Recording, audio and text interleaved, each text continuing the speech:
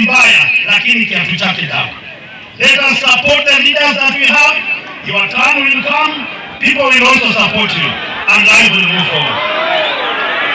Kama nimekosea, naomba msamaha, naomba radhi. Nikimalizia,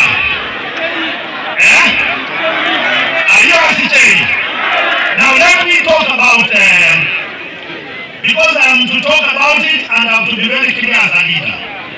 Mimi kama mwalimu, nimepigiwa kura na watu kaunti mzima. I have to be honest, my teachers. I was voted for by leaders in Mount Elgon and voters in Tongaren, in Kimilili, in Kabuchai, in Kandui, and in Bumula. The least I will do is to play divisive politics as a county leader. My work is to unite and make people get services that they deserve. I will encourage consultation and teamwork. That is what Makani is pushing for, and that is what I will stand for. But for divisive politics, my teachers, allow me to save my skin and my political future, because I have to unite. Yes, I have to unite the people of the world.